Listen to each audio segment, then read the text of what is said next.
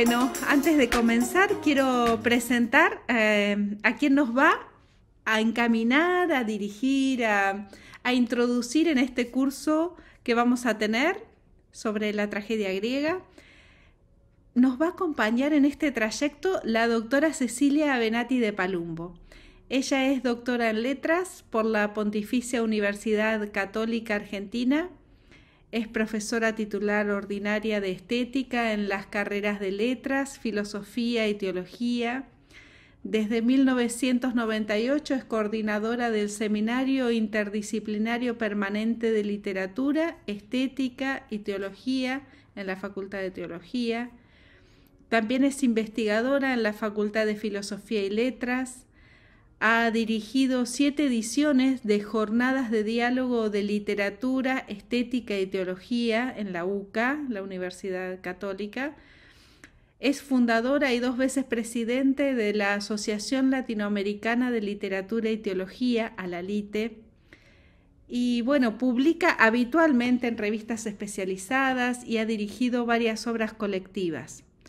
Entre sus libros, quizá algunos ya los conozcan, sus libros propios, libros en colaboración, mencionamos algunos porque hay muchos más, ustedes pueden también encontrar artículos muy interesantes y todo, pero mencionamos algunos: La literatura en la estética de von Balthasar, Lenguajes de Dios para el siglo XXI, Caminos de espíritu y fuego, Mística, estética y poesía, Presencia y ternura, la metáfora nupcial, La casa en el puente, Christophe Le Breton, Huésped de fronteras, Hospitalidad, encuentro y desafío, entre otros. Y como les decía, también varios artículos muy interesantes que pueden encontrarlos.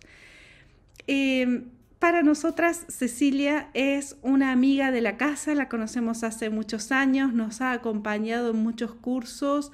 Gracias a ella hemos podido introducirnos en el mundo de la literatura ligado con la espiritualidad o hacer lecturas transversales. Muy, muy rico el camino que venimos haciendo con Cecilia, de poder ver los clásicos. Así que venimos año tras año recorriendo un camino, eso de literatura, espiritualidad, son los grandes temas antropológicos, ¿no? Entonces le pedimos a ella que nos iluminara desde aquí para conocer los clásicos, y ahora lo que nos convoca es la tragedia griega.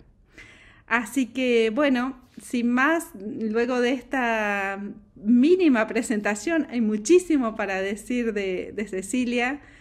Como les digo, es una gran amiga nuestra y estamos muy agradecidas de tenerla, siempre con su calidez, con su cariño, su disponibilidad, su capacidad de entrar en diálogo con nosotras y nuestras cuestiones. La verdad que es muy lindo compartir, es muy rico. Así que bueno, sin más le doy directamente la palabra a ella y vamos a comenzar este curso. Muchas gracias. Vamos a hacer vamos a comenzar este curso que, que bueno, este curso permanente, como les dije, escribí en este mini programa Viaje al interior de los clásicos. A mí me alegra un montón esta difusión que se hizo desde Córdoba hacia otros Carmelos, hacia otras personas. Digamos bueno, en este caso son solo los Carmelos, ¿no? Pero que se puede ampliar. Y yo no sé si de Luján y del Maipo Silvia me habían escuchado los otros cursos. Creo que él y algo había escuchado, porque en algún momento me había dicho, pero no me acuerdo. Pero bueno, retomamos. Yo allí traté de hacer como una mini síntesis de, de cuál es el objetivo, ¿no? Si quieren, ustedes lo tienen en los teléfonos o en las pantallas, que es leer a los clásicos. Vamos a ubicarnos de la literatura universal desde el horizonte de comprensión de nuestro aquí y ahora. Esto es todo un desafío, ¿no? Pero para descubrir la vigencia de los mitos, símbolos y figuras a los que los grandes escritores, estoy leyendo, le han dado forma a lo largo de los siglos. Los grandes textos literarios, como dijo Christophe Theobald, son reservorios de humanidad. Este sería un poco el sentido, uno de los sentidos de por qué leerlos, ¿no? Hoy. Habíamos visto un texto de Italo Calvino en la primera vez que, hace 2 años, cuando fui a Córdoba, en el que dice que leer a los clásicos es siempre releer, que uno siempre leer, que un clásico no se lee, sino que se relee. Significa que se actualiza en cada lectura, eso es lo que quiere, a lo que apunta, porque en cada lectura nosotros estamos diferentes. Y a mí eso es un poco lo que me pasa con estas relecturas a las que gratamente me veo obligada, porque volví a leer todos los textos y claro, me resuenan diferente, porque siempre resuenan diferente, ¿no? Según lo que uno está viviendo, como pasa con la palabra de Dios, eh, ¿por qué sucede esto? Porque son literatura. La palabra de Dios también es literatura, por eso hay géneros literarios. Eh, Literatura no quiere decir que sea, se asocie con, o el mito, la literatura, con algo que no es verdadero, ¿no? Esto, todo el siglo XX luchó enormemente para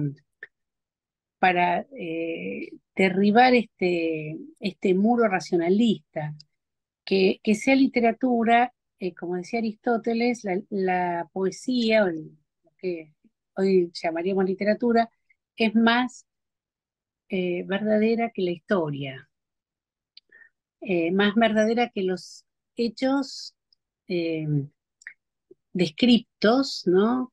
Eh, la literatura va más al fondo, ¿sí? Entonces, le otorga Aristóteles, ya en el siglo V antes de Cristo, en su poética, a la literatura el rango de metafísica, o sea, la que puede cavar con su lenguaje en las profundidades de la existencia. Entonces, con un lenguaje diferente al de la razón, pero no por eso deja de ser pasión, es irracional, ¿no? El lenguaje es el lenguaje del símbolo, el lenguaje del mito, el lenguaje de las figuras, el lenguaje de la metáfora. Y, y nosotros vimos en los dos otros encuentros la guerra. Yo me acuerdo, justo hace 2 años comenzaba la guerra de Ucrania, que todavía continúa, estando yo allá en Córdoba. Ustedes se acuerdan de ese día que estábamos hablando del mito de la lucha, de la vida como lucha y de la vida como viaje en la Odisea, ¿no? La vida es un viaje, la vida es una lucha, ¿no? Eh, es un combate. Y, y ahora vamos a introducirnos en otro género que es la tragedia griega. Homero, la Ilíada y la Odisea son épicas, eh, son narrativas, son acciones narradas. Son acciones que se narran en mitos, en historias, y eh, el- la tragedia son acciones representadas. O sea, con la tragedia entramos en otro género, que es el género teatral. Eh, Así como lo concibió Grecia, el teatro no ha estado tal como aparece en Grecia, tan desarrollado, es la cultura que más lo ha desarrollado y que más lo ha ligado a las búsquedas fundamentales del hombre. Eh, entonces vamos a entrar en otro género. Yo en esta primera parte quisiera, digamos, establecer como los modos de ingreso a este género y las características del género teatral. Eh, pero antes quería compartir con ustedes eh, una, un texto de Olegario González de Cardenal, el último libro que he escrito, que ha publicado en noviembre del 23, en el que él va a cumplir 90 años ya, así que de alguna manera sintetiza, es una especie de testamento teológico, donde pone el foco en el centro de las preguntas, en el centro de la pregunta teológica, y lo llama justamente así la pregunta por Dios, experiencias, límites y respuestas de la fe. Y pone un exergo con eh, o sea, un epígrafes, y elige, el primero es de Martin Heidegger. Toda pregunta es un buscar, todo buscar tiene su dirección previa que le viene de lo buscado. Toda pregunta es un buscar. Esto es lo que eh, hacen los griegos con la narrativa, con el teatro. Y es lo que nosotros hacemos. Toda pregunta es buscar. Y dice, y todo buscar tiene su dirección previa que le viene de lo buscado. O sea, que en esa búsqueda, esto lo dice justamente Heidegger, que es un filósofo existencialista, no sé, que hasta si alguna vez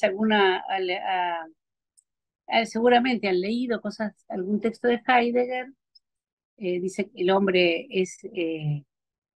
está a la intemperie, bueno, digamos que es muy negativo, pero muy profundo a la vez, ¿no? Eh, es la realidad hacia la que nosotros vamos, es la que nos anticipa el camino. Digamos que nosotros vamos porque somos llamados, ¿no? Eh, y el hombre únicamente cobra conciencia de su propia esencia, o sea, de este preguntar, que es un buscar, en las situaciones límites. Aquí estamos con otro filósofo que es Jaspers, que, también es existencialista y en su autobiografía espiritual, muy interesante, página 190, dice esto: el hombre únicamente cobra conciencia de su propia esencia en las situaciones límites. Entonces, las situaciones límites ponen en evidencia, que son las situaciones que se plantean en la tragedia griega, las grandes preguntas que podríamos, Gaspar las agrupa en la pregunta por el sentido y la pregunta por la salvación. La pregunta por el sentido es la pregunta por el origen, y la pregunta de la salvación es la del fin. Estas son las dos grandes preguntas en las que nos debatimos. Eh, el sentido que nos viene del origen y el fin, ¿no? Eh, en Occidente han nacido para responder estas preguntas la religión, la filosofía, el arte y la moral.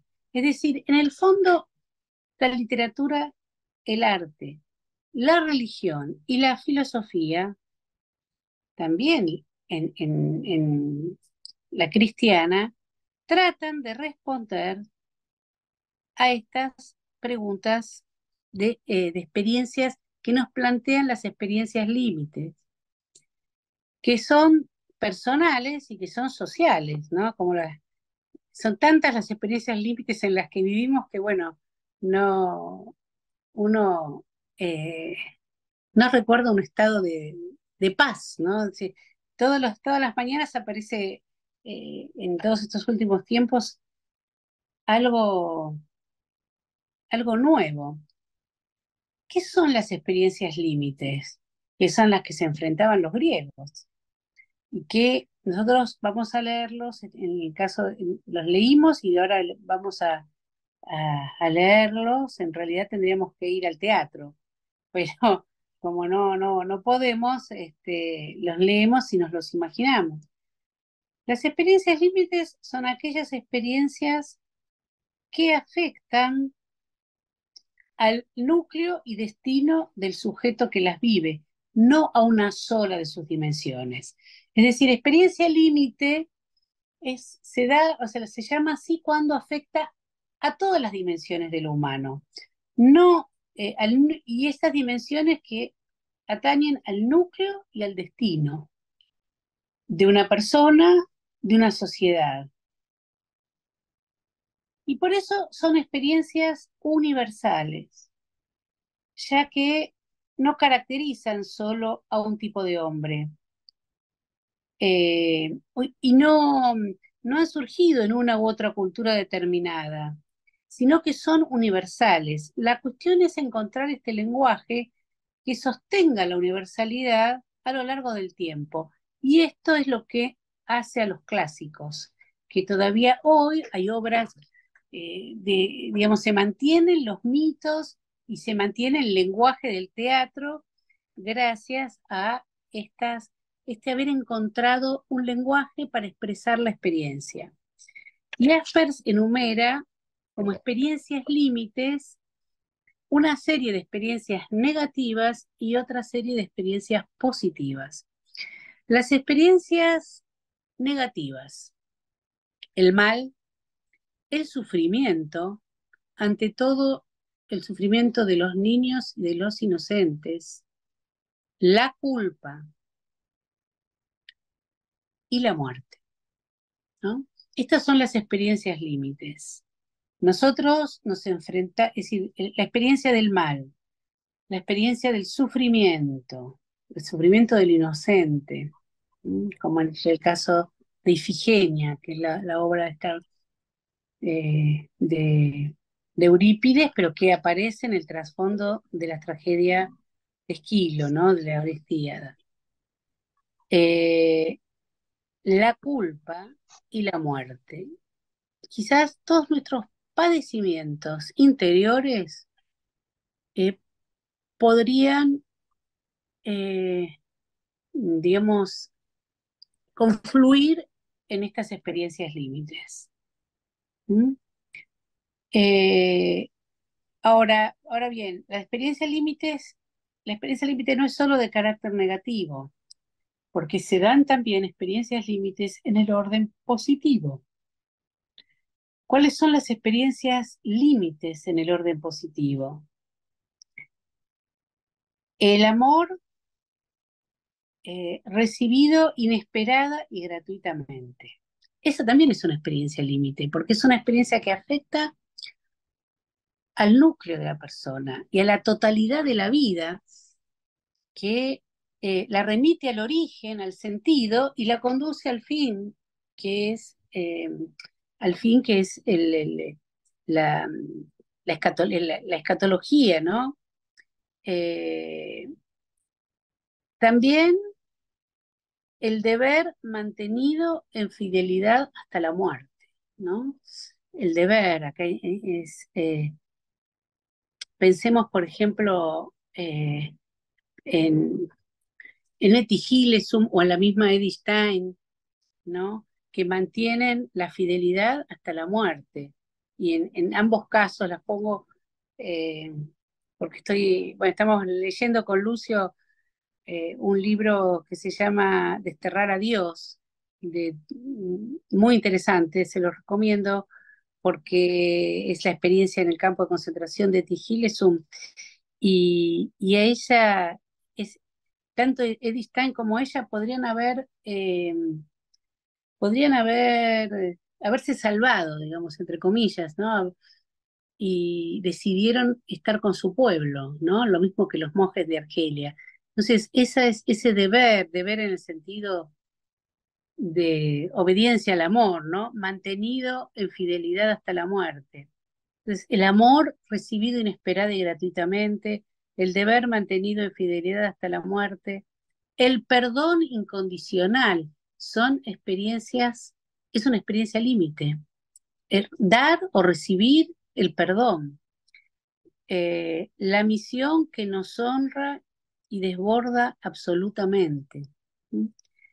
La belleza de algunos paisajes, ciertas obras de arte, y la dignidad moral de ciertas acciones heroicas.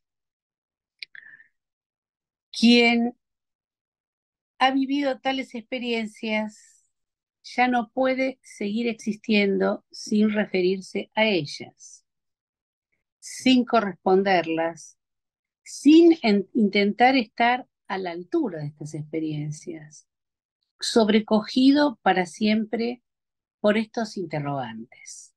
Estos interrogantes existenciales que voy a enumerar ahora son los mismos que están en la tragedia griega. De hecho, a estas preguntas que plantean las experiencias límites, no son, estas preguntas intentan responder la tragedia griega, intenta responder la filosofía, también la religión, también no solo la religión griega, la cristiana, la musulmana, ¿no? ¿Cuáles son estos interrogantes que proceden tanto de las experiencias límites negativas como positivas? ¿Por qué a mí? ¿Por qué a mí? ¿Por qué yo? ¿Qué me es dado o exigido? ¿Qué debo inexorablemente hacer? ¿Qué me está permitido esperar?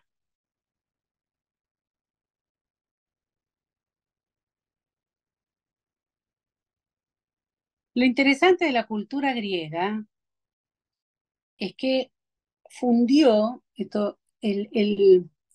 estas preguntas que después quedaron restringidas al ámbito filosófico y después teológico, las fundió con la filosofía y con la religión, con el mito, y, y digamos que la fuente de estas preguntas está en el mundo arcaico de la narrativa, de la épica, y en el mundo trágico, en el teatro. Las hizo teatro, las llevó a la representación.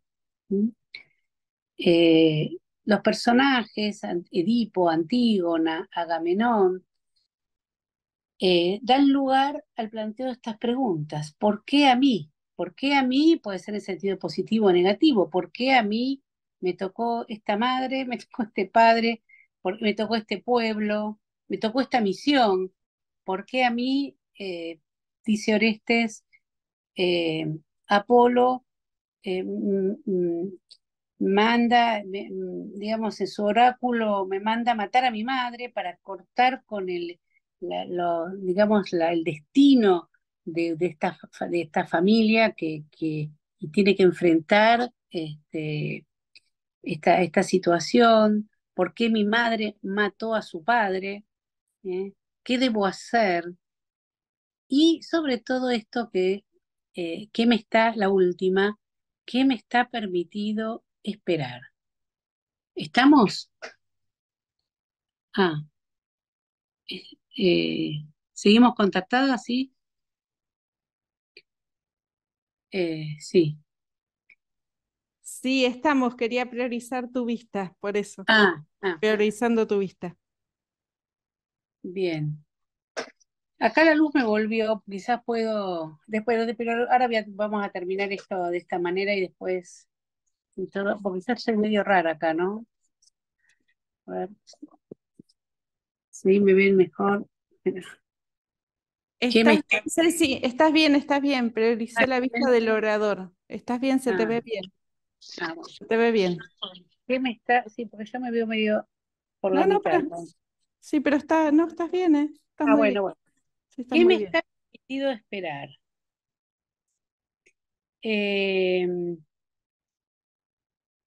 Esta pregunta es la que se hace Kant. O sea, estamos en el corazón del pensamiento contemporáneo,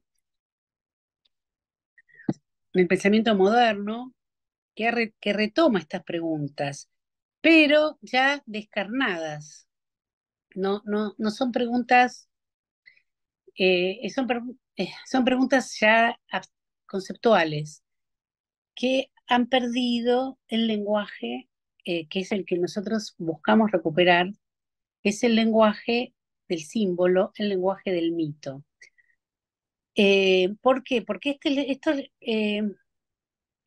por la universalidad de estos lenguajes y además eh, porque el mito, el símbolo, eh, es posible, se renueva, se va renovando en las diferentes épocas históricas.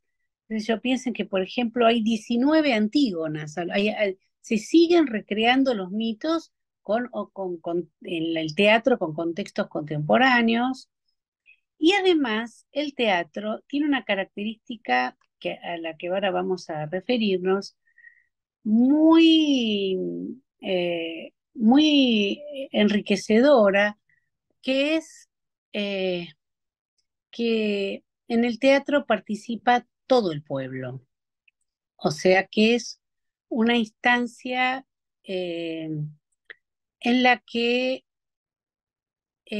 se abre la mitología a, a- al pueblo, porque al teatro, no solo al griego, también después cuando empieza el drama, los autos sacramentales en la Edad Media, eh, la, la liturgia, sale a la plaza, primero al atrio y después a la plaza. Al teatro de Shakespeare iba todo el pueblo. También el teatro barroco, todos participan, ¿no? Nosotros estamos ahora en el carnaval, que bueno, ha perdido mucho de pero uno de los elementos propios del carnaval es el disfraz. Es el momento en que se vuelve el rey, se disfraza de mendigo y el mendigo se disfraza de rey, ¿no? Se intercambian los papeles. Es una escenografía muy teatral la del carnaval. Eh, entonces, con este trasfondo, no sé si quieren ustedes, eh, pierdo la noción, perdí el reloj, dice tanto movimiento acá. Eh, decir, comentar algo acerca de esto, de las experiencias límites y de este encuadre, antes de sumergirnos en lo griego, ¿no? Perdón, en el teatro propiamente.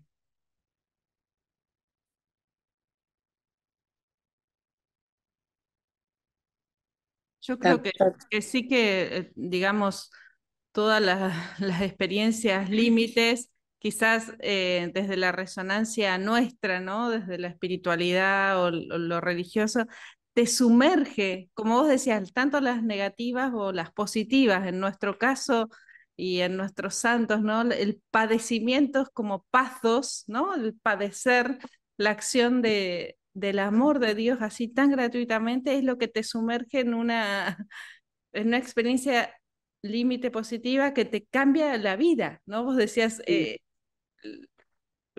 son de lo humano, de la humanidad, no son pero claro, radican en las personas individuales y te cambia la vida, ¿no? Esas experiencias, tanto las negativas, que es un antes y un después, como estas, ¿no? Positivas. sí, y uno busca lenguajes. Yo quisiera poder despertar en ustedes eh, sobre todo porque se han sumado otros grupos con quienes nos conocemos, pero bueno, no hemos transitado todo este camino de los 2 años anteriores. Eh, esta, esta vía estética, esta vía, en este caso dramática, no es una vía alternativa, no es que estamos viendo una vía alternativa para comprender y vivir y transitar la vida, sino que es un camino de una gran riqueza recorrido durante cientos de años por el hombre, ¿no? Y que nos puede ayudar hoy a recuperar este ingreso, a, a poder eh, encontrar un lenguaje adecuado para nuestra experiencia para poder comunicarla también, porque el gran déficit que nosotros tenemos es un déficit de comunicación, ¿no? No, no hemos perdido el lenguaje para comunicar nuestras experiencias, para traducirlas. A mí la palabra comunicar no me gusta mucho porque es muy simplificadora. Pero bueno, se entiende lo que es traducir la experiencia. ¿Cómo yo traduzco la experiencia interior, la experiencia del mal, la experiencia de la belleza, la experiencia de la traición, o sea, la muerte, el padecimiento físico, la enfermedad? ¿Cómo traduzco esto a un lenguaje universal? Un lenguaje. Acá hay una mano levantada, que voy a ver, tengo que cambiar los anteojos. José Luz. ¿José Luz? Sí, José Luz Sí, sí, sí, sí, sí, de Luján. De Luján, sí. Em, es- Escuchándote y también escuchando a Silvia, voy a disentir en Bueno, algo, con todo el respeto que me merece también las verdades que ustedes promocionan. Creo que ninguna experiencia es negativa, aunque lo parezca o le pongamos en bien, realidad ese nombre. Creo que todo es positivo. Por ahí no para las dos partes, pero siempre es positivo. Y con respecto a lo que decís de la comunicación, que es una realidad que siempre nos está atrasando, no solamente no sabemos utilizar la palabra que es la gran riqueza humana, porque los animales no nos hablan, las plantas no nos hablan, sí nos mandan señales, sí hay comunicación, pero no es la vía oral que nosotros tenemos. Pero también nos falta la escucha. mm, Entonces tenemos, ahí creo que va por los dos lados. La expresión que tengamos, también la capacidad receptiva que tengamos. bien, A veces parece que decimos muchas cosas y están buenas, pero si no sabemos recibir, no somos receptores, nuestras palabras tampoco tienen la fecundidad que están buscando tener, porque por lo que vos decías también al principio, ¿no? Todo está en ese nacimiento arcaico, digamos, que nos va acompañando como humanidad, nada más. no, está muy bien, José Luz, porque en realidad las experiencias, estas son clasificaciones, a veces el límite de la razón al momento de clasificar. En realidad, lo que los griegos buscan, también lo que busca la moral, lo que busca, pero los griegos específicamente, el teatro, son ciclos que van de la oscuridad a la luz.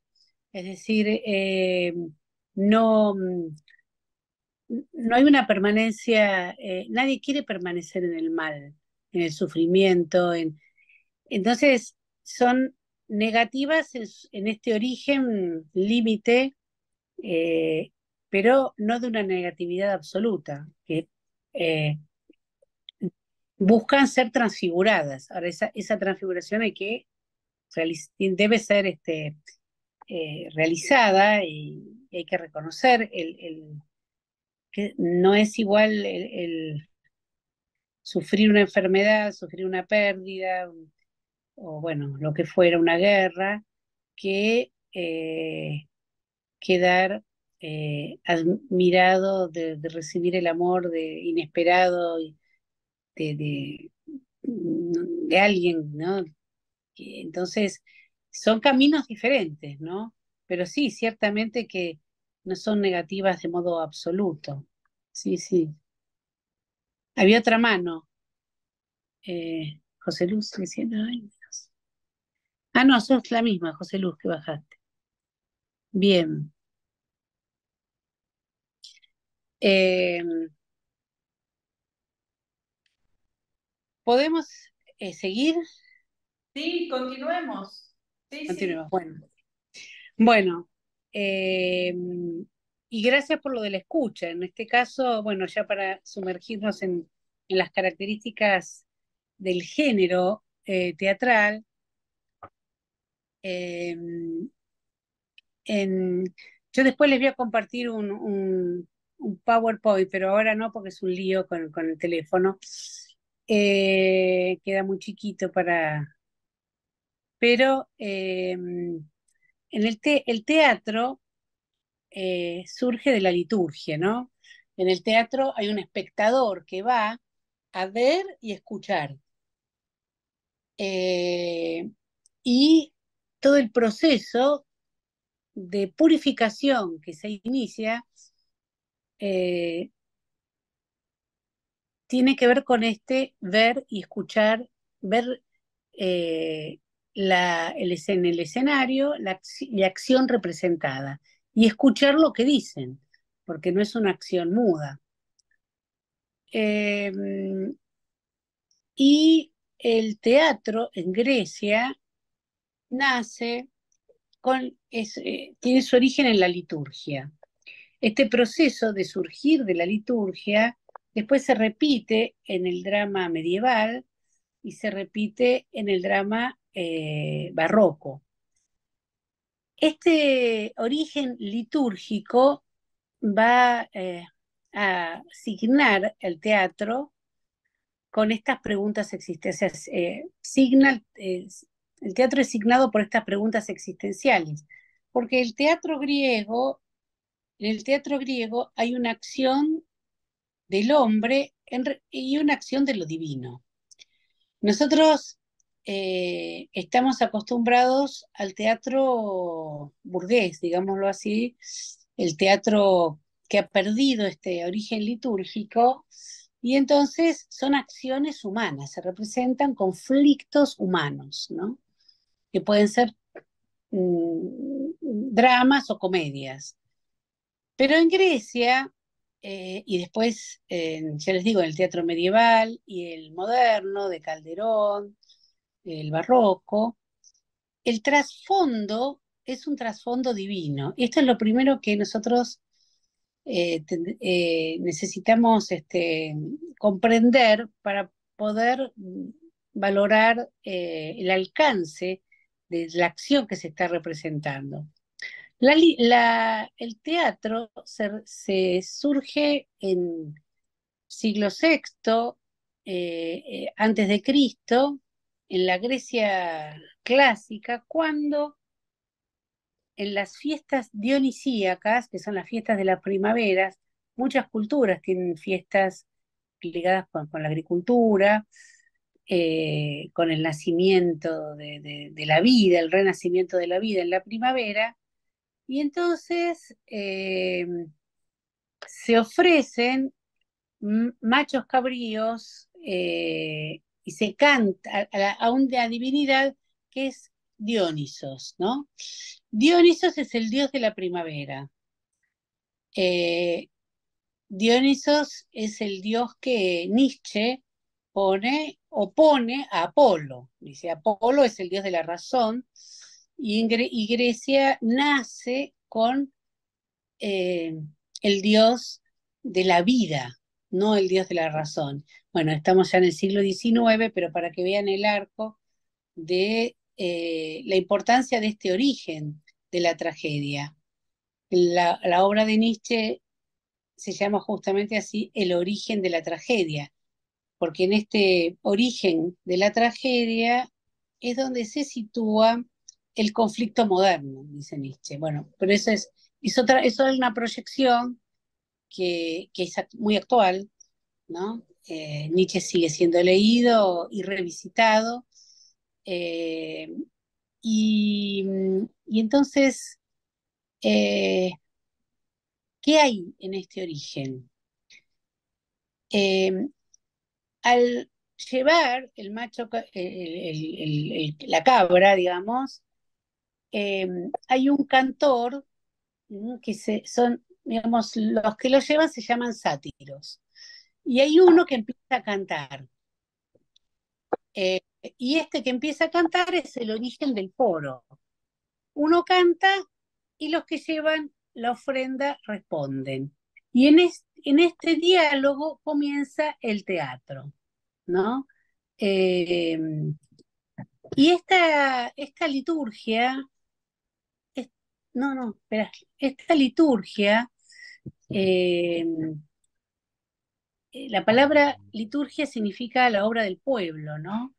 Es una obra en la que participa todo el pueblo. Coincidía con estas fiestas dionisíacas en las que de diferentes pueblos bajaban a Atenas y durante una semana o 2 semanas iban a purificarse, a curarse, a escuchar, a participar de las fiestas religiosas, y dentro de esa purificación estaba el teatro.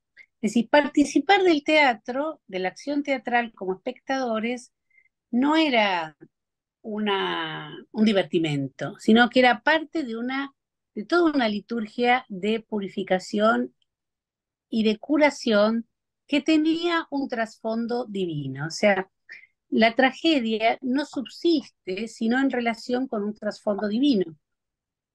Y para que haya tragedia tiene que haber participación del pueblo. Es la primera expresión teatral que surge con una danza coral. La palabra coro significa danza, no es canto, después pasa a ser canto, pero en realidad el coro, jorein, es danzar. De ahí después vendrá perijóresis, ¿no? Que es el, el, el dinamismo, los padres llaman al dinamismo trinitario perijóresis, que es danzar alrededor, danzar, cantar alrededor la ofrenda divina. Dionisos es el rey perdón, es el dios de los bosques, de la vida silvestre, de los misterios que gobiernan la existencia humana, de las exaltaciones estáticas. Los romanos lo asociaron a una divinidad que ellos tenían, que no es exactamente igual, que es Baco. Y entonces es el dios del vino, ¿no? Es el dios del vino, porque el alcohol busca, digamos, exaltar lo dormido, ¿no? Son ritos inmemoriales, son ritos que, digamos, tratan de mostrar que el ser humano se enfrenta al sufrimiento y a la muerte. Lo que separa a los dioses de los hombres es la mortalidad. Es decir, los dioses son inmortales, los hombres somos mortales. Lo que nosotros compartimos es el sufrimiento y la muerte. Y estos himnos corales, con música y acción mímica, son el origen de la tragedia. Con el tiempo se fue desarrollando y el director del coro se convirtió en un personaje que dialogaba con el resto. Por eso, la estructura de la tragedia, nosotros aparecen los coros, cosa que no estaba en la épica, ¿no? Los coros, ¿el coro qué es? Es esta reminiscencia de la danza eh, ritual, litúrgica, eh, que acompaña la acción. Pero no la acompaña como algo lejano, sino que está presente, es parte de la acción. Los griegos, en la tragedia, eh, en la tragedia los griegos, está el coro y están los actores. Y el coro está fuera del escenario, eh, pero se escucha, porque el coro canta. En general son coros de ancianos que reflexionan sobre lo que está sucediendo. Entonces, la tragedia se va configurando según el ritmo de la acción y la reflexión. La acción y la reflexión, el coro del canto, ¿no? Algo sucede y se reflexiona y el coro reflexiona y canta sobre lo que está sucediendo. Ahora, ¿qué es lo que sucede sobre el escenario? Em, lo que, lo que sucede y lo que es la esencia de la tragedia griega, y lleva a decir a uno de los más grandes críticos del siglo XX, que se llama Festücher, que estudió la tragedia, dice que hay dos elementos esenciales en la tragedia y que sin estos dos elementos no hay tragedia. Por lo tanto, ahora los voy a denunciar, solo hay tragedia en Grecia. Después de Grecia no hay más tragedia. Nosotros usamos en sentido propio la palabra tragedia para referirnos a otras obras modernas, pero en realidad las obras después de Grecia solo hay dramas o comedias, pero no más tragedias. ¿Por qué? Porque para que haya tragedia tiene que haber dos elementos. Uno son las catástrofes humanas, que son constantes en todo tiempo y lugar. Este es el elemento universal. Entonces, si hay una catástrofe humana, allí puede haber tragedia. Pero para que nosotros decimos qué tragedia, ¿no? El lenguaje vulgar, o sea, común, lo decimos.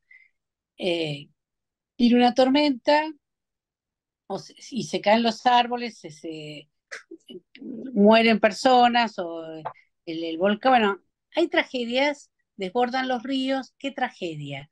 Porque estamos refiriéndonos, estamos en el lenguaje queda esta idea de catástrofe, ¿no? Que puede ser suscitada por la naturaleza o por las relaciones humanas, ¿no? Pero el segundo elemento es el que es propio de Grecia, que el sentimiento de estas catástrofes se deben a potencias sobrenaturales que se esconden en el misterio y cuyas decisiones no son ininteligibles, no las podemos comprender. Hasta el punto de que el miserable insecto humano, así se considera, se siente aplastado bajo el peso de, de este poder sobrenatural al que llama fatalidad. Los romanos lo llamaron fatum y los griegos lo llaman la moira, el destino fatal. Y aquí estamos, esto es lo que hace, lo que articula el origen de la tragedia griega. El destino, la fatalidad de un destino que no podemos comprender y que cae sobre el hombre y la catástrofe que provoca. Ahora, ¿qué es lo que los trágicos, eh, qué es lo que hace el hombre frente a este destino fatal? Idea que es muy retomada en la contemporaneidad, o sea, cuando eh, en el periodo, en la era postcristiana, esta fatalidad reaparece una y otra vez en Occidente, ¿no? Eh, el karma, bueno, se producen cruces de lenguajes traídos de otras culturas y se interpretan como lo fatal, ¿no? Esto es una fatalidad, eh, las constelaciones, hay muchos, hoy hay muchas versiones de esto, eh, pero ¿qué es lo que hace el hombre frente a esto? ¿Y qué es lo que hacen los trágicos? Que no está, este conflicto no estaba en la épica antigua. La épica antigua, la que de Homero, dista 5 siglos eh, de la tragedia. Busca, los dioses lo trastocan todos. Los dioses son los culpables de lo que nos sucede, ¿no?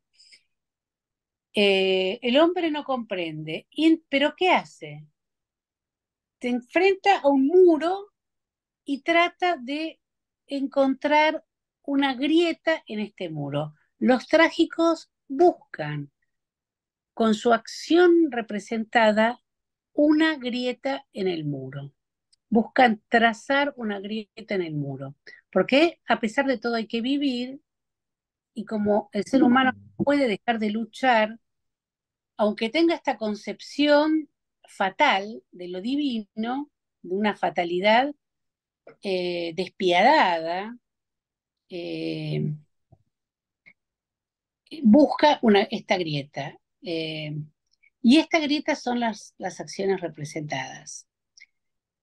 Yo me acuerdo cuando eh, se van a acordar las del Maipo, este terremoto y tsunami que tuvo su epicentro en Talca, y meses después, pocos meses después, yo fui a Talca para un, un encuentro, un congreso, y todavía estaban todas las huellas físicas del terremoto, físicas del tsunami, pero además estaba sobre todo las personas que lo habían vivido, que los buscaban, vinieron al Congreso para hacer las narraciones, para narrar lo que habían vivido, narrar y había uno que era un poeta que quiso poner en palabras como un proceso de sanación, eh, y toda la temática giraba en torno a qué habríamos hecho para que esto sucediera. ¿Por qué Dios se enojó con nosotros? ¿Qué hicimos? O sea, y yo me venía todas estas eh, representaciones de los griegos, que obviamente el cristianismo con Cristo buscó eh, superar, pero no, cada vez que nos alejamos del carácter mistagógico del misterio pascual, volvemos a estas preguntas y a estas respuestas sobre todo. Las preguntas no desaparecen. Yo me había olvidado, que estaba viendo otro video de ese y ¿Cómo? No sé quién habló. Continúa, Ceci. Continúa. Ah, bueno, no, y entonces la, la pregunta por esta que se hizo a San Agustín, ¿no? Y también la sintetizó, unde malum, ¿no? ¿De dónde el mal? O sea, la pregunta, ¿de dónde viene el mal? Por eso que esa secuencia, ¿por qué a mí? ¿No? ¿Qué puedo esperar? Eh, esa, o sea, a esa pregunta es a la que tratan de responder los griegos. Y ellos lo hacen con este lenguaje de la acción y la contemplación. O sea, a la acción la llaman episodio, ¿no? Y la contemplación es la del coro. El coro tiene diferentes eh, momentos. Cuando primero tenemos el prólogo, que es la narración de la prehistoria, digamos, cuentan la historia, cómo se llegó a eso. Todas las tragedias comienzan in media res, es decir, en el medio de la acción, cuando el conflicto ya está desatado. En la narrativa nosotros habíamos visto, en la épica, que llegábamos al conflicto en un proceso, como en una novela, ¿no? Nos va presentando la narración y después aparece el conflicto. En cambio, en el género teatral de la tragedia, el conflicto ya está desatado. Y entonces hay un prólogo, luego un párodos, que es la primera aparición del coro, que significa canto quieto junto al camino. O sea, frente a esto, el coro dice, bueno, ¿qué podemos hacer? Medita, trae leyes universales, considera enseñanzas arcaicas, y luego empiezan los episodios. A cada episodio le sigue una acción, un canto. La tragedia paradigmática es Edipo. Edipo es además la tragedia que Aristóteles toma como ejemplo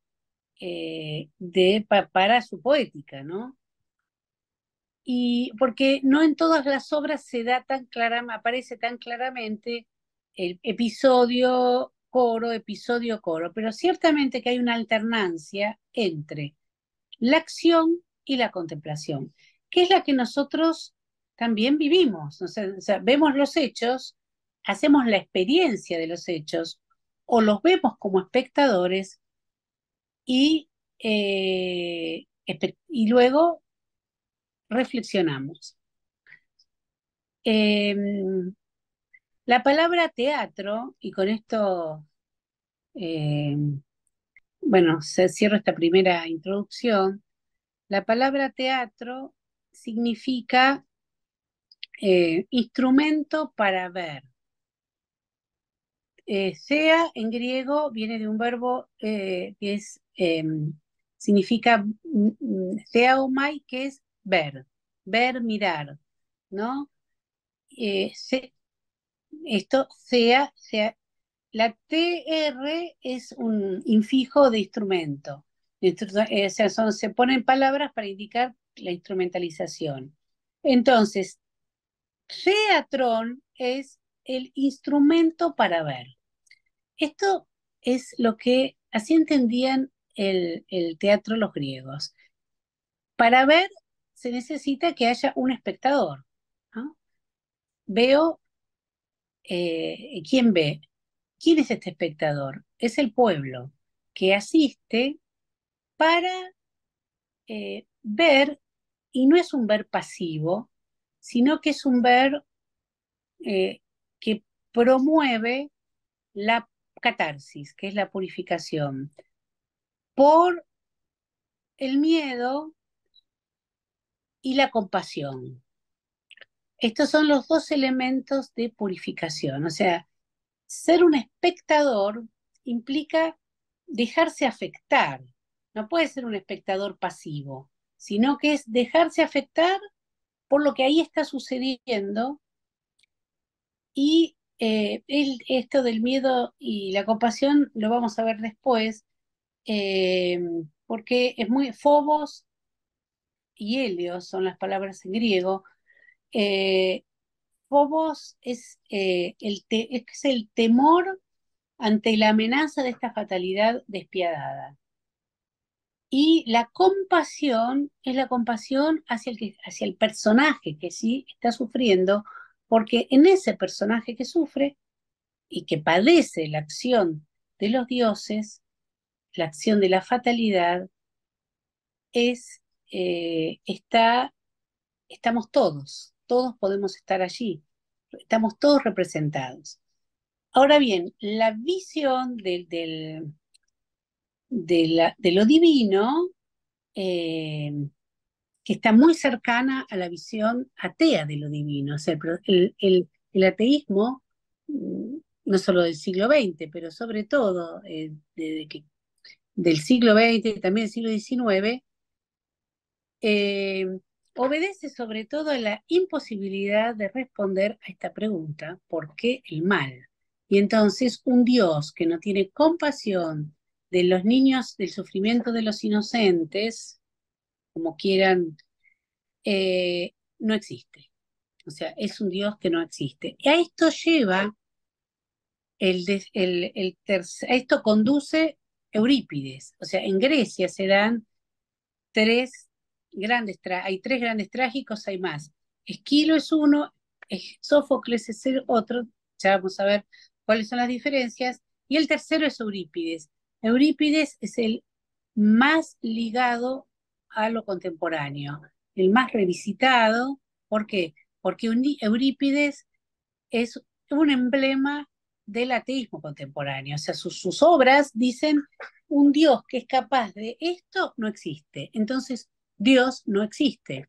Por eso a Sócrates lo acusan de negar a Dios de negar a los dioses, negar la divinidad, y lo inducen a la muerte, al suicidio.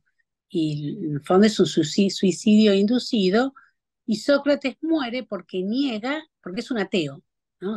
El gran maestro de la filosofía griega, maestro de Platón y Platón luego de Aristóteles, eh, es un ateo.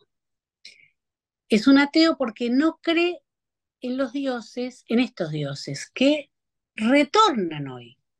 Estos dioses retornan en nuestra cultura.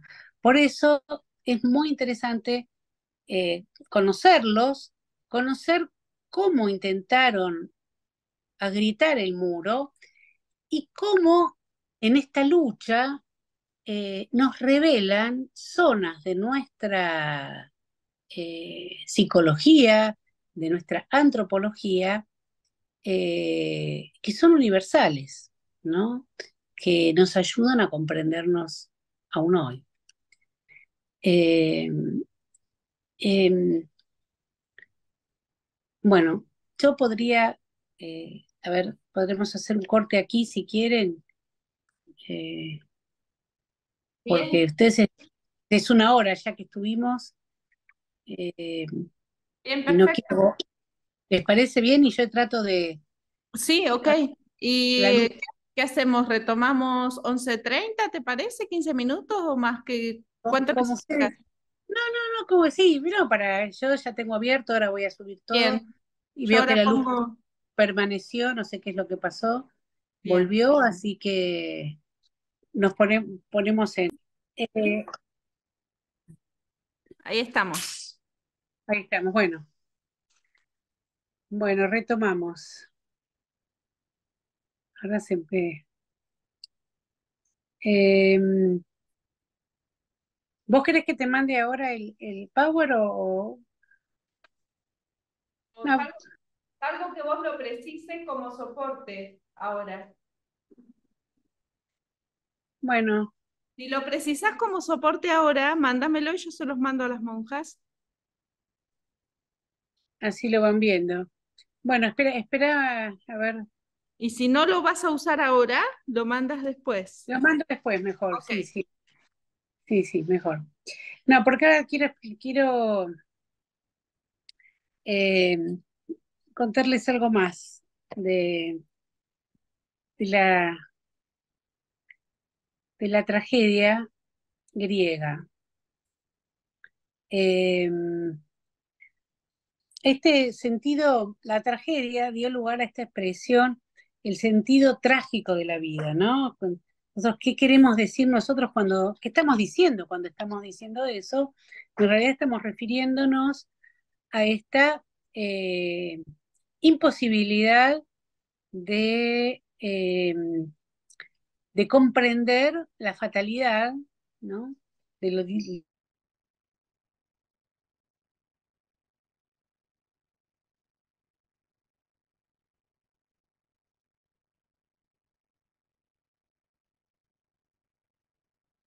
agrietar el muro, que es este lenguaje mítico. Eh, hay un...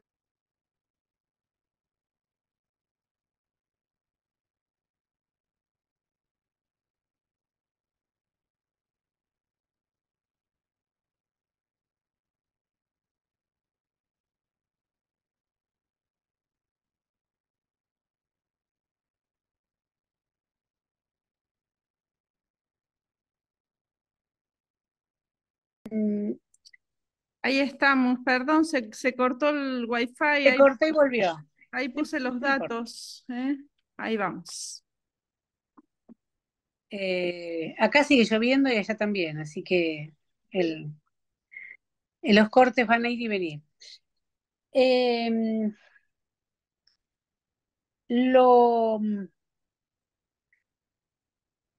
¿cómo se llamaría? Lo fecundo es que la tragedia nace de una liturgia que busca encontrar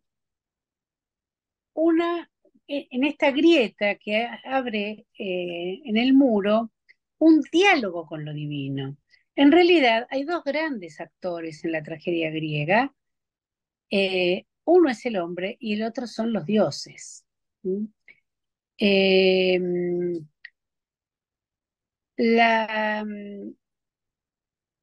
la situación que le presenta el, el hombre a los dioses es el dolor, ¿no? Eh, el dolor, el más horrible, el dolor agobiante, el dolor visible, el dolor que humilla, que deja al hombre desnudo y abandonado.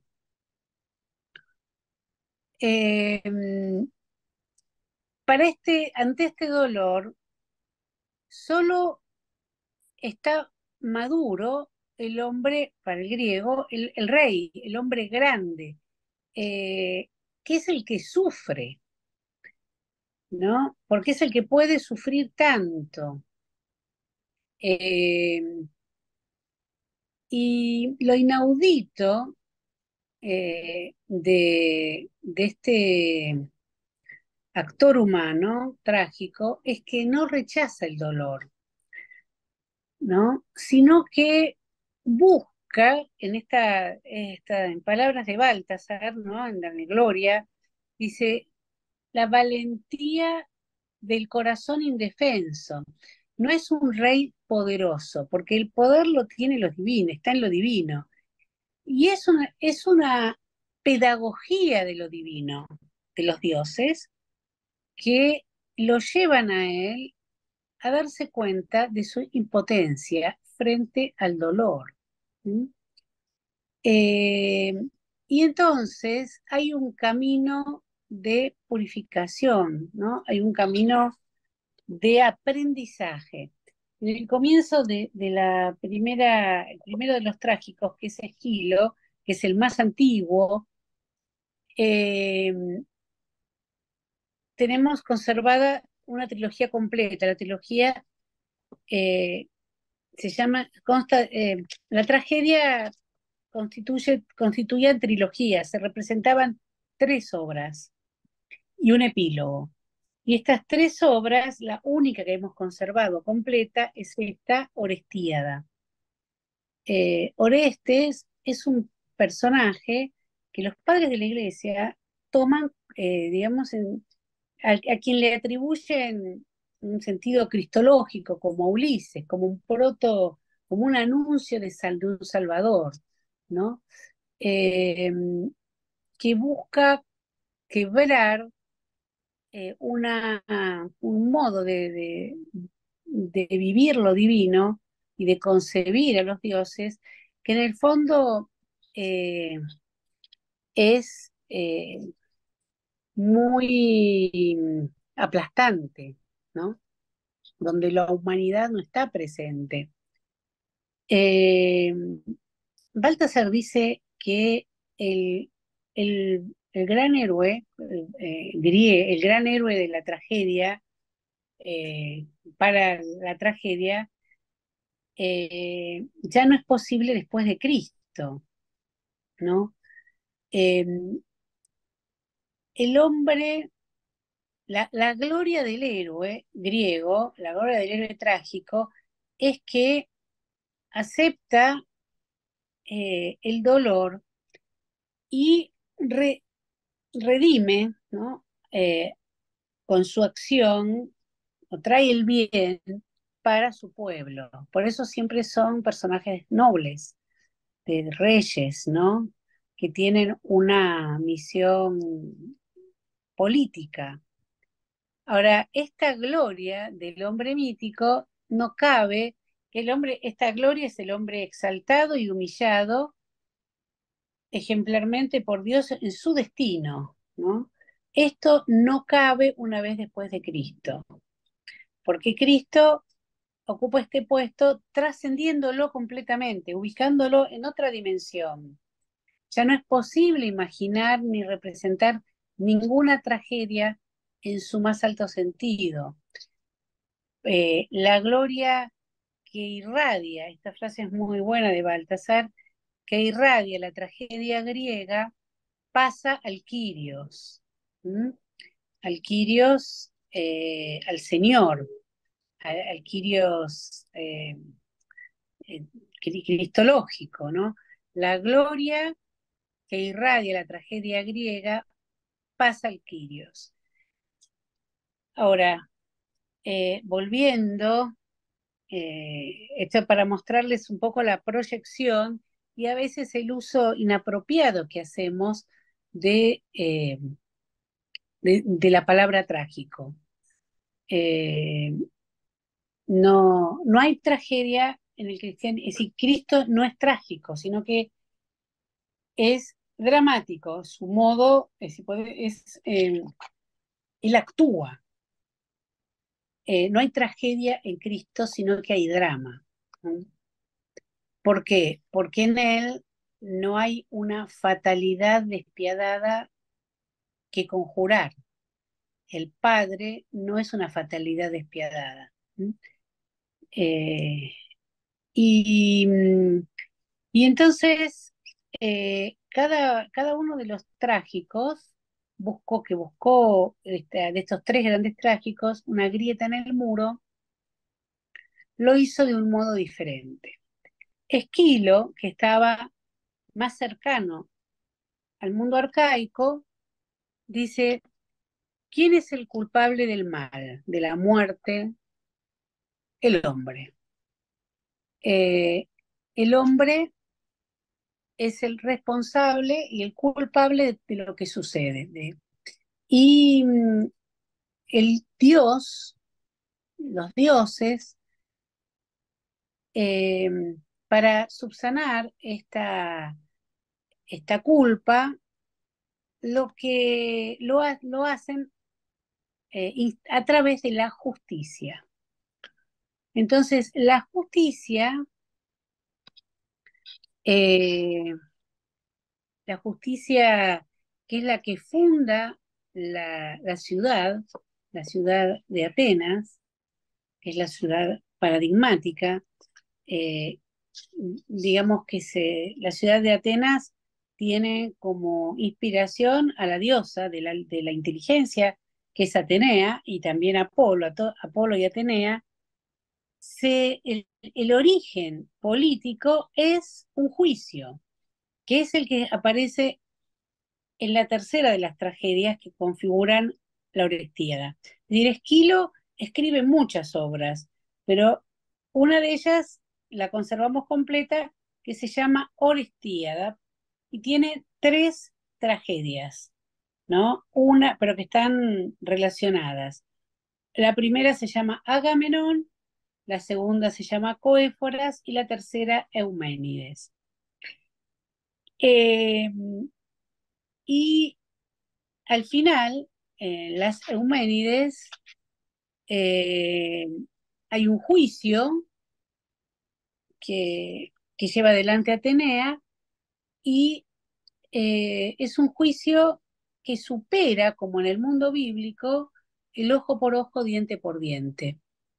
Y ella pone en la balanza su voto para su voto de benevolencia para instaurar la justicia, que es el marco sobre el que se funda la política, ¿no? Sin justicia no hay política, pero es una política, es una polis eh, con benevolencia, ¿no? Fundada no sobre el, el, el odio, sobre el odio y el castigo, sobre el odio y la venganza, porque eh, las malas acciones de los hombres exigen venganza.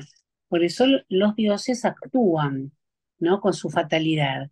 Pero hay una diosa que frena esto, y funda la polis, funda Atenas, ¿no? Es muy emblemático. Los dramaturgos no inventan estas historias. Estos son mitos que están ya están en los pueblos, en la mitología del pueblo. Pero ellos, ¿qué hacen? Concursan con el mismo, con estos relvitos, ellos organizan la obra de teatro, la escriben, la representan y ganan, digamos, son ganadores de las justas dramáticas. Bueno, Esquilo fue uno de los grandes ganadores, igual que Sófocles, igual que Eurípides. Eran con la misma historia, hacían obras de teatro que realmente provocaban la purificación. ¿Mm? Provocaban la transformación y el crecimiento. Bueno, encontraron este lenguaje una vez que la tragedia queda atrás, sigue el teatro. Y el teatro es retomado, como les dije antes, en la primera parte, por el cristianismo, ¿no? Que conoce las historias narradas de la Biblia, las historias de la vida de Jesús, las que se narran en el Evangelio, las escucha porque eran muy pocos los que leían, los que podían leer, y las representan primero primero sobre el altar, la zona del altar, y después las representan en el atrio y después las llevan a la plaza. Y así nace el teatro nuestro, el teatro cristiano, ¿no? Eh, el suspenso no estaba en la historia, sino en el modo como la historia se contaba, en el modo como la historia, en este caso, se representaba. Entonces, Esquilo dice que eh, hay un instinto ciego que se llama, son las erinias, la hibris, eh, la hibris, que esto ya lo vimos con Homero, es el desorden. Hay un instinto ciego de violencia, de ira, que, eh, que los dioses permiten que los hombres actúen según esto para que se conozcan a sí mismos, para mostrarles que, eh, digamos, que pueden ser, que no tienen todo el poder, que tienen limitado el poder, pueden ser presas de su ceguera. Y todo este camino que sintetiza acá Agamenón, lo vamos a ver después esta tarde en el texto, cuando dice en el comienzo, eh, se aprende sufriendo. Una frase emblemática es topasein mazos, ¿no? Aprendemos padeciendo, aprendemos sufriendo. El hombre aprende en el sufrimiento, o con el sufriendo, padeciendo. Eh, y, y para aprender, dice en otro de los episodios, en la misma obra Agamenón, hay que eh, como vaciar la nave. Así como Homero hablaba del viaje, de la vida como viaje, aquí la figura metafórica es la nave. Cuando nosotros tenemos la nave llena de cosas, llena de nosotros mismos, no es posible aprender. Entonces, hay que vaciar la nave y despojarse para poder aprender. Y lo que aprendemos es a vivir. Esta expresión, la, eh, la, la experiencia, leer la experiencia, es la que toma, por ejemplo, un fenomenólogo francés, Falke, que vive todavía, Manuel Falke, y dice, leemos en el libro de la experiencia y aprendemos sufriendo. Se aprende, para este padecer, no es siempre padecer el límite del mal, de la muerte, de la enfermedad, sino que también este padecimiento es el padecimiento, padecer en el sentido de sentir, de padecer como sentir la belleza, eh, el amor, bueno, toda esta serie de situaciones límites eh, positivas que habíamos descrito.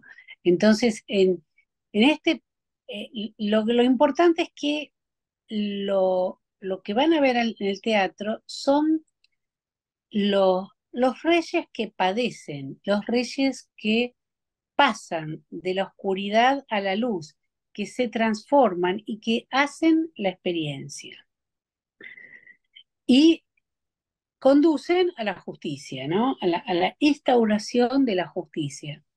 Esto es Esquilo, siglo séptimo antes de Cristo, ¿no? Séptimo, sexto. Sófocles, que es bien, Sófocles es contemporáneo de Aristóteles, o sea, estamos en el siglo quinto, cuarto,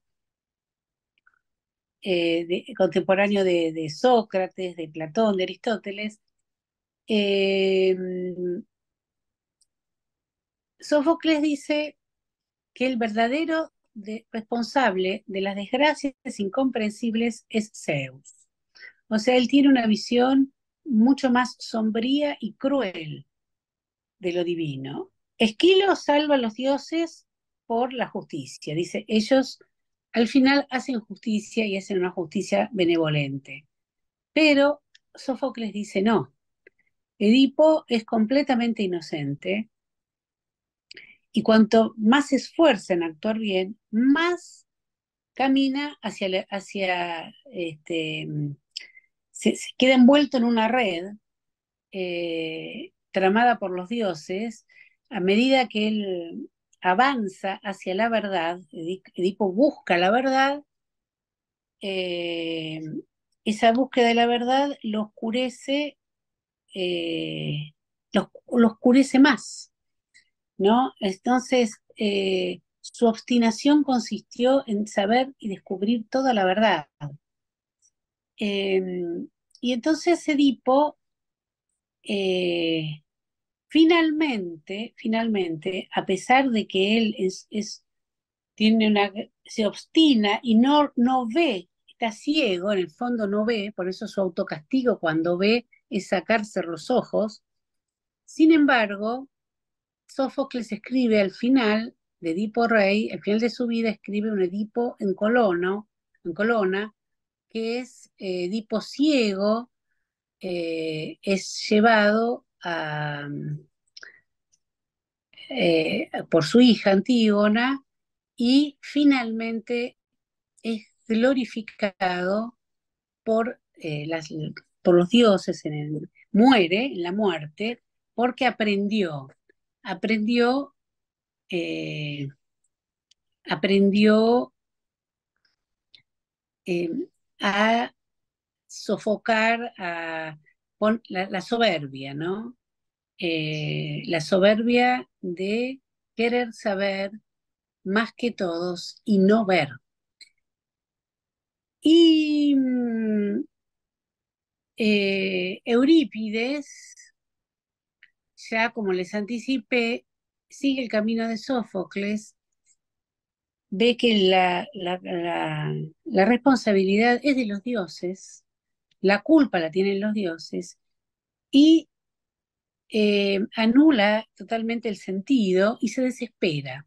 Eurípides es el más retomado de los trágicos en el teatro contemporáneo, se habló del siglo XX, eh, y por la desesperación, ¿no? Eh, el, el remedio que propone Eurípides es aceptar con coraje el destino. Nosotros frente al destino no podemos hacer nada, simplemente aceptarlo con coraje. Eh, pero hay una débil grieta que podemos reconocer en Eurípides y es que es como alguna actitud estoica de calma y de quietismo. Bueno, no podemos cambiar este destino, lo que podemos hacer es tomarlo con calma, digámoslo, sino y dice, podemos desviar la atención hacia este Dios que no existe, este Dios que hemos inventado, por eso es muy tomado por el ateísmo, y contemplar, detenernos a contemplar en esta vida, buscar la naturaleza, el reposo que da la naturaleza, el sueño, eh, la pureza, pero no podemos cambiarlo, no podemos cambiar nada, ¿no? No podemos cambiar el destino. Bueno, estos tres trágicos, como ven, tienen una respuesta diferente, pero están ante el mismo problema, que es, que es el muro de la impotencia de lo que el hombre no puede cambiar. Eh, esta, Voy a hacer un paralelo que no es mm, que han hecho los padres y que se suele hacer, por ejemplo, entre este mundo griego, del mundo griego de la tragedia y eh, el mundo bíblico de Moisés y su pueblo, ¿no? Eh, cuando Moisés se enoja y rompe las tablas, es porque el pueblo eh, idolatra, o sea, fabrica un ídolo porque ya no cree en el Dios y no cree en esas leyes. Y entonces Moisés mm, tiene ese acto de ira. eh, y el Antiguo Testamento, y también en la historia cristiana posterior a Cristo, esta oscilación o este replantearse nuevamente, que es a donde yo quisiera que ustedes llevar, conducir el pensamiento de ustedes y este replanteo de quién es Dios, ¿no? ¿Quién es Dios para mí? ¿Quién es Dios para en este momento, ¿no? Nos hemos hecho un ídolo de Dios, buscamos en Dios una seguridad, lo vemos como y cuando nos falta, lo dejamos, vemos a Dios, lo vivimos en el fondo como una fatalidad, como que de las garras de Dios no nos vamos a poder liberar porque lo estamos viviendo trágicamente, ¿no? Como lo vivían los griegos. O renovamos una y otra vez eh, y con nuevo lenguaje para nosotros al Dios revelado, ¿no? Al Dios que se nos revela en el misterio pascual, el Dios revelado en Cristo. Bueno, esto es un poco el- el, digamos, el horizonte que quería plantearles. Y ahora podemos, si quieren, podemos empezar con las obras. A mí me gustaría hacer un intercambio con ustedes sobre todo esto.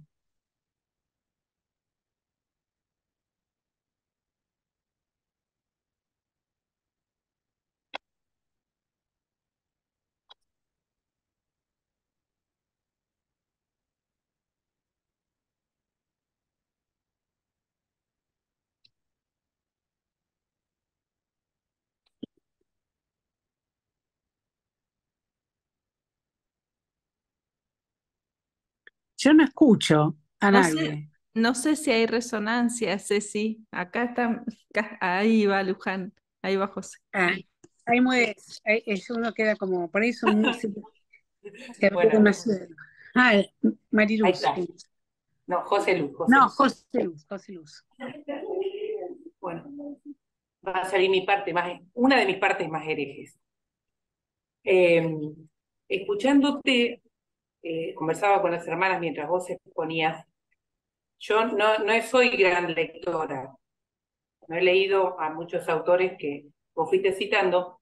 Yo le decía a las hermanas, pero por lo que esta mujer está diciendo, entonces la encarnación es una tragedia tremenda y el gran teatro es la crucifixión. Y entonces una de las hermanas me dijo, claro, eso, y bueno, y me citó los autores que vos venías nombrando. Le digo, mira, yo nunca leí nada, pero escuchándola me estoy dando cuenta de algo que en realidad al pueblo de Dios, yo ahora estoy hablando como religiosa, como una mujer de la Iglesia Católica, no se le revela y se lo trata de llevar por un magisterio para asencillar el tema y que solo con la fe entren por ahí, porque vos dijiste que todo esto lo fueron tomando, las religiones, nuestra religión sobre todo lo fue tomando, es lo que yo interpreté, ¿no? Pero es algo que nos trasciende de la humanidad de antes de Cristo. Por ende, estoy pensando que cuando Jesús, que también te escuchaba, Jesús tiene, todo lo griego está resumido en Jesús. A la vez la revelación de los judíos también está en Jesús.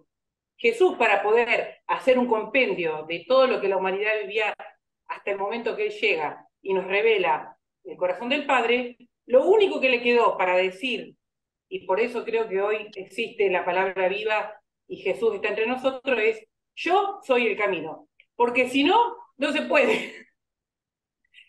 Con todo lo que vos estás diciendo, no se podría. Si no supiéramos, no tuviéramos la certeza y el alimento de tenerlo a Cristo, esto sería un mareo entre lo que existe de antes de Cristo y lo que después recibimos de Cristo, después de Cristo. Eso nada más. No, está bien, lo que decís. Primero, que la crucifixión no es una tragedia, es un drama. O sea, no es la tragedia es griega, o sea, no hay una fatalidad, ¿no? Ni Cristo es un chivo expiatorio.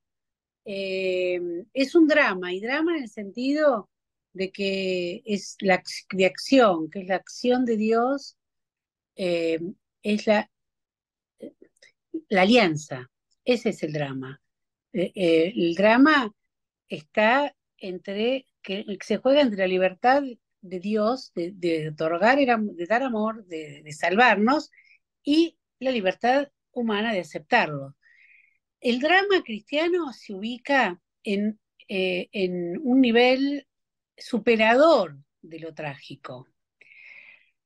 Yo lo que trato de mostrar es que una vez que el Cristo queda desdibujado a lo largo de la historia, que si no vivimos más en una sociedad cristiana, volvemos a lo trágico y le aplicamos a la cruz un paradigma trágico que es anterior, ¿no? Pero que en realidad eh, aparece en cada generación, cada vez que el ser humano se cuestiona sobre la existencia de Dios. Esto ha sucedido a lo largo de diferentes momentos. Ahora vos decís que Jesús dijo, yo soy el camino. Nosotros conocemos eso por las comunidades cristianas primitivas que lo fueron pasando de uno a otro. Jesús no escribió nada. Esta es una afirmación que le atribuyen, todo el Evangelio se le atribuye a Jesús, narran lo que les contaron que sucedió. La certeza no viene de la palabra, yo soy el camino, la verdad y la vida. Esto lo interpretan las comunidades primeras y lo van pasando hasta que los escribe. Y ahí queda. Pero eso requiere de una hermenéutica, es decir, requiere de una interpretación y de una experiencia que vos haces y recibís esa afirmación como un testimonio de las comunidades. Es decir, Jesús asume todo lo humano. La cultura en la que él digamos, vive es una cultura impregnada de estos elementos. Es esta cultura greco-romana, y la teología, el desarrollo de la fe cristiana de los apologistas, después de los primeros padres, todos conocían las tragedias griegas, todos hacen referencia a la tragedia, al pensamiento griego a los filósofos, y buscan allí las palabras para poder decir el misterio de Dios. Es un esfuerzo enorme el que hicieron. Ahora, nosotros, en primer lugar, hoy lo desconocemos. Son muy pocos los que lo conocen, los que tienen interés en leer a los padres. De hecho, los padres han sido recuperados dentro de la teología católica después del Concilio Vaticano II. Estaban, eh, digamos, no se estudiaban, porque se consideraba, bueno, es todo un tema de historia de la teología. Se consideraba que la teología era la teología escolástica, la anterior, la posterior. Y nosotros hoy estamos en una situación muy creativa, muy interesante, porque no tenemos todo este horizonte, este modo de inculturación, o más que de asumir la cultura del tiempo de los primeros cristianos, que son varios siglos, eh, pero lo tenemos que hacer hoy en un mundo post-cristiano. Entonces tenemos que recurrir con conocer esta tradición y recurrir a la interpretación de los lenguajes contemporáneos. Porque vos decís, yo soy el camino, dice Jesús. Y vos, si nos ponemos nosotros acá a decir, ¿cómo entendemos que Jesús es el camino para cada uno de nosotros? Ustedes tienen algo en común, que es el carisma. eh, Siguen a los santos, ¿no? A Teresa, a sus santos, Teresa y Juan de la Cruz. Ellos hicieron una interpretación de ese camino y fundaron el Carmelo, ¿no? Teresa y Juan, que es un camino diferente al modo como lo fundó, lo entendió Don Bosco, para poner, ¿no? Entendió otra circunstancia cultural y apuntó a otros paradigmas, a otros aspectos de la figura de Jesús. El camino del maestro, de la escuela, de la enseñanza. Bueno. Y así hay una multiplicidad de carismas y de modos de plasmarse en diferentes estilos el mismo camino. El camino que vos haces no es el mismo que hago yo. No son, bueno, tenemos algo en común, sí, pero cada uno, y dentro de ustedes debe haber variantes también. Las carmelitas del siglo XXI no siguen el camino del mismo modo que las carmelitas del siglo XVIII. Y las carmelitas en Argentina son diferentes no sé, a las polacas, o las que están en Gaza, en Israel. Aún en el mismo tiempo hay diferencias. Entonces, no es tan simple de decir, bueno, Jesús me dijo, yo soy el camino, lo sigo, ¿qué estoy siguiendo? Es decir, eh, es legítimo, y vos lo haces, plantearse, no ahogar el planteo. Decir, bueno, a ver, ¿qué entiendo por camino? Y ahí uno empieza, ¿qué es lo que estoy siguiendo? El camino que me trazó Teresa, pero y Teresa, Santa Teresa lo sigue, interpretó el camino de Jesús con todo un contexto sociocultural también, muy particular, muy peculiar, muy acotado. Cada contexto es acotado, peculiar. Eh, lo que nosotros no podemos no hacer es pensarlo, plantearnos, ¿no? No sé si va por ahí. Es lo tuyo, José Luz.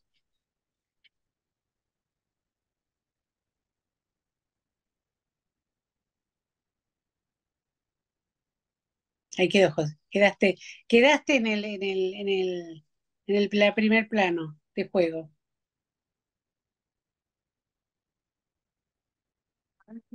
Dar una resonancia por acá. Ahí, ando por acá. ¿Ahí se escucha? No, yo como Sí, sí, resonancia, sencillamente creo que dice, von Baltasar decía que la tragedia termina en Cristo, se quieren, en Jesús, ¿no? Eh, para transformarse en un drama, ¿sí? El único héroe, lo que después dijiste, que el gran héroe de la tragedia ya no es posible, ¿no? Con la realidad. Yo me quedé pensando esto, qué interesante, porque en realidad el que resuelve y abre quizás más la grieta es el mismo Jesús, ¿no? Que une el tema este de los dioses y el drama del hombre, ¿sí? ¿Me explico? sí, sí, sí. Ah, No sé quién habla, y porque yo te...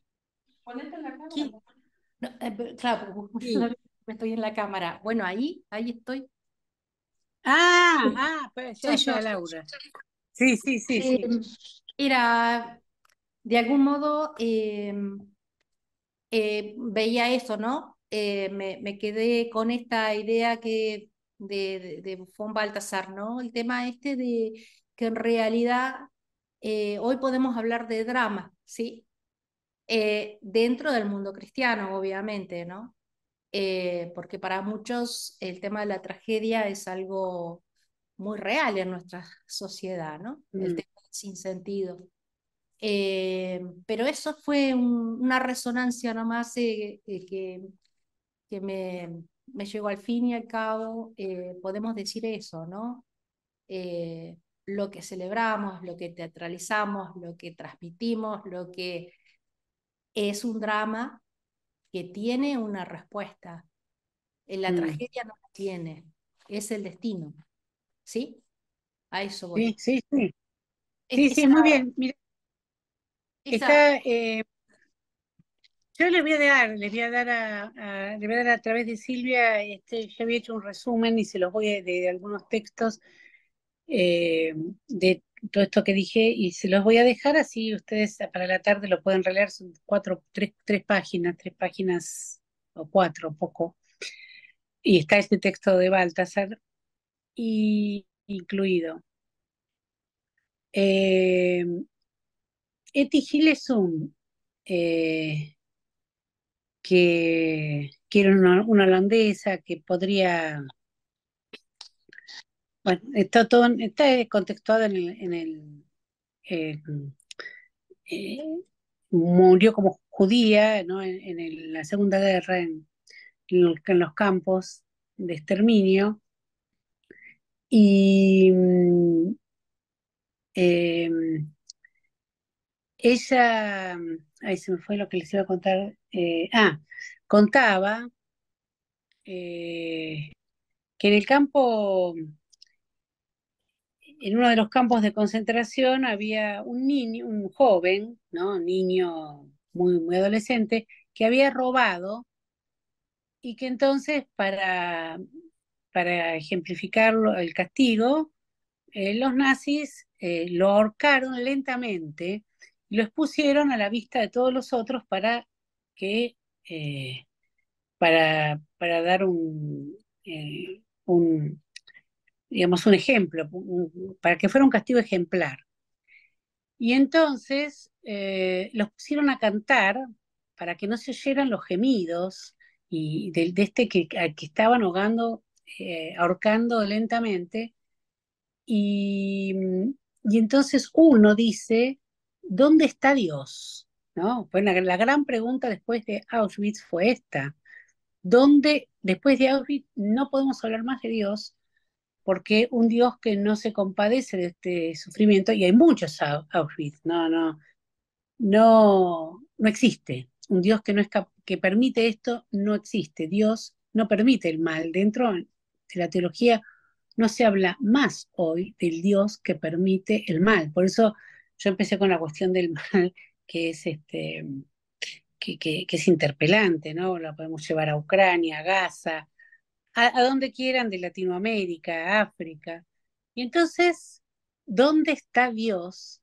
Y ahí ella le dice, que ella que es judía, que no era creyente, pero que va haciendo una transformación impresionante, eh, le dice, Dios está ahí, ¿no? Es fuerte, ¿no? Dios está en este chico que están matando. Ahí está Dios.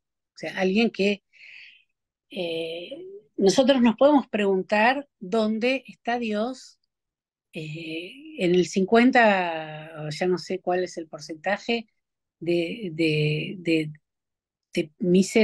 pobres en la Argentina, de niños que no están recibiendo alimentos en los comercios, ya de todas las razones políticas y ¿dónde está Dios que no nos venga de todos estos que se llevan el dinero y no les dan de comer a los niños que están muriendo de hambre? Acá, ¿no? ¿Dónde está? Bueno, eso es, por eso el drama, por eso dice Baltasar, el Kyrios, la gloria está en el Kyrios, porque la gloria de Dios, que es el amor entregado, está allí, en el que sufre. Y esto exige todo un camino. Porque vos decís, bueno, no, pará, Dios está allá. Dios no está acá.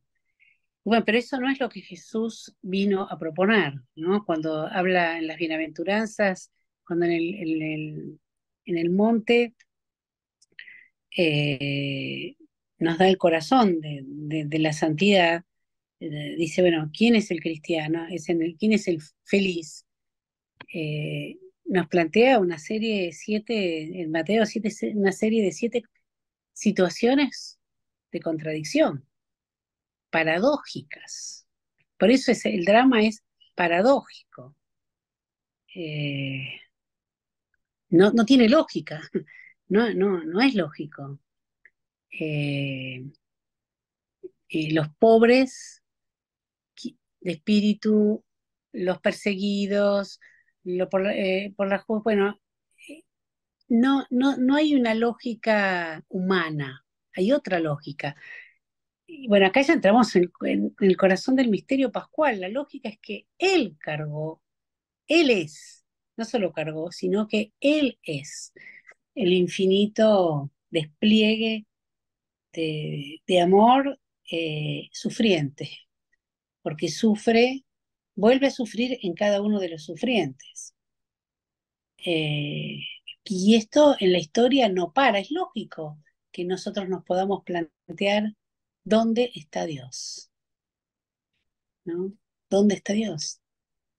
Ahí esa es la pregunta, por Dios, que se hicieron los griegos. Y a mí me sorprendió enormemente que el último libro de Olegario González de Cardenal, que está por cumplir 90 años, que acaba de sacar, diga esto, la pregunta por Dios. Ah, pero volvemos al comienzo, y la pregunta la contextúa hoy, en un mundo que, que no cree. Nosotros no vivimos al Dios de la misma manera, a Dios cristiano de la misma manera que lo vivieron en la Edad Media, ni hace 2 siglos, ¿no? Entonces, ese es el drama que, Laura, a que vos que te resuena. El Kyrios es el Señor de Filipenses, humillado hasta la muerte y muerte de cruz. Y ahí está la gloria. Eh, ahí. Eh, ahí está la salvación. Pero esto exige un camino cotidiano, ¿no? Eh, ¿Por qué ver los trágicos? Por los que trágicos griegos que han dejado, porque ellos, los clásicos, se hicieron el mismo planteo. La resolución no es la misma porque es otro contexto, pero se han hecho, nos ayuda mucho a ver cómo se han planteado estas cuestiones centrales. Nosotros no lo tenemos resuelto, nos lo planteamos cada día, ante cada situación límite, ante cada situación, nos volvemos a hacer la pregunta, vivir la experiencia de Dios. Porque creo yo, la maduración en la fe, eh, el salir, que es lo que yo sé que todos ustedes buscan, todos buscamos salir de una situación de infantil de la fe, ¿no? Como eh, de... No lo planteamos, pues ya no está resuelto, porque ante situaciones extremas, ahí empezamos a jugar lo que vivimos, ¿no? Se empieza a jugar no la respuesta, o sea, si quieren, sí, la respuesta de la fe, pero la respuesta de la fe es un Cristo que atraviesa el misterio pascual y que nos ha dejado el vacío del sepulcro. Y ahí nace la iglesia, en el vacío del sepulcro. Entonces, no es una iglesia triunfante, no es la iglesia victoriosa, ¿no? Que aplasta a veces, haciéndose... No, es la iglesia de los desarmados, la iglesia, tampoco es una iglesia débil, es la iglesia de los glorificados en la humillación, ¿no? Por amor, por amor. Yo creo que estamos en una situación histórica que es la nuestra. La de Teresa habrá sido de igual vivida, de igual de trágica, de trágica, de este límite para ella, porque ella veía que se acababa la iglesia, vivía otro, estaban quemando la iglesia, que se acababa. Pero la nuestra es la que nos toca. Y es lo mejor que nos podría haber pasado, porque sí, por lo nuestro. Esto, acá tenemos que nosotros decir nuestra palabra. Y, y esto eh, es muy exigente y muy gratificante también. Sí. eh, eh, Mira, eh, hola, soy Charo de Viedma. pues bien, bien. ¿En Viedma y Carmelo? Sí, Carmelo. No sabía.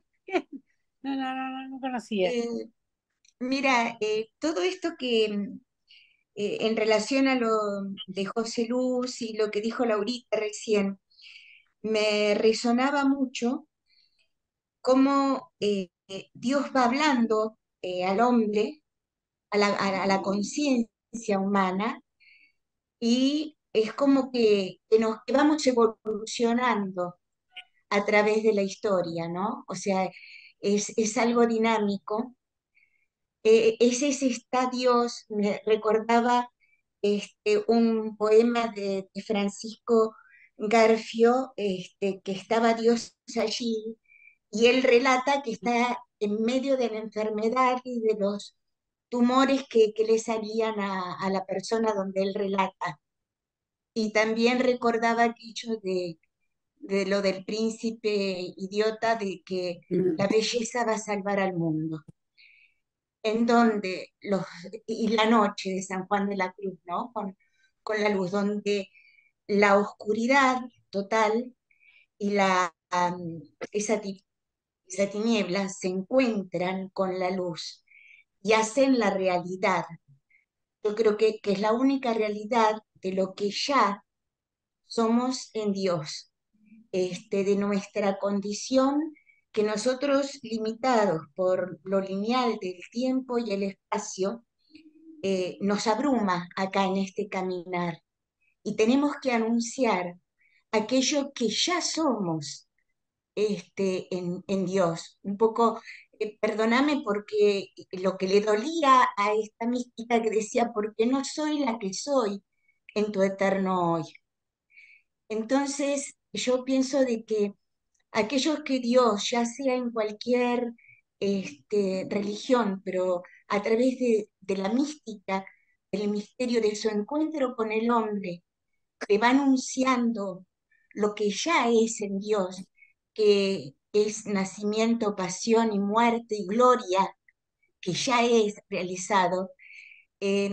Siento como que es un reto que el día de hoy se nos pide un poco a los contemplativos y a los que vamos haciendo camino con el pueblo, de, de seguir manteniendo encendida esa luz de esperanza, que en muchos de nosotros, por gracia, ya es certeza. Un poquito también como Lo de von Balthasar dice estarse pendiente entre el cielo y la tierra y desde ese púlpito anunciar al mundo a Dios, ¿no? Que es el estado existencial de los santos, él lo refiere. Entonces un poquito me tenía el hecho esto de que todo esto que se vive en la tragedia, a mí siempre me llamó la atención porque von Balthasar hablaba del drama del amor divino. Ahora se me explicó con esta explicación que vos diste, ¿no? Este, yo no soy tampoco muy lectora, pero es como que las cosas que me llaman la atención me van dando, ¿viste? Van siendo como esa grieta del muro por la cual se permite que entre la luz y se permite que entre la vida, ¿no? Entonces era esto lo que me llamaba la Bien, atención. bien. Eso simplemente quería compartírselo. Muchas Gracias, gracias. Ángel. Muchas gracias, Charo. Esto que dijiste, somos esperanza, ¿no? Lo que ya somos Lo que ya es, somos, eso. lo que ya somos nos ayuda a encender la luz de esperanza para caminar con el pueblo.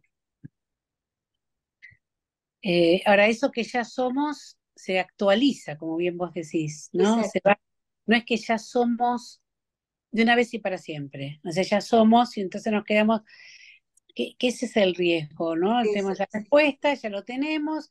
Nosotros tenemos la respuesta, ustedes no la tienen, los que no claro, creen. Entonces yo lo que hago es dártela, no, porque la voy cada día actualizando. actualizando.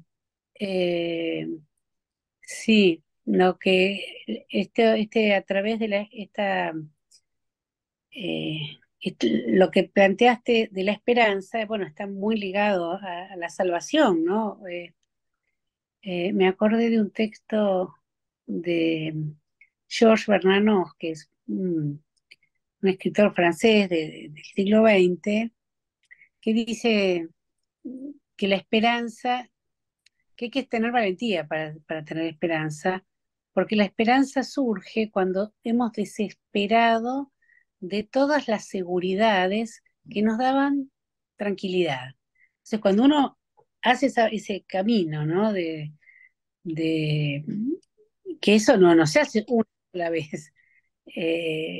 Digamos que estas seguridades y estos ídolos se van como desdibujando, se van cayendo, y ahí surge la esperanza, en la mayor desesperanza. Eh, sí, no me acuerdo exacto el texto, eh, pero debo tener, no, ya no lo tengo, bueno, no, pero es eso. Sí, gracias, gracias. Bueno, si te parece, Cecilia, si les parece, cortamos aquí el horario que habíamos planteado. Sí.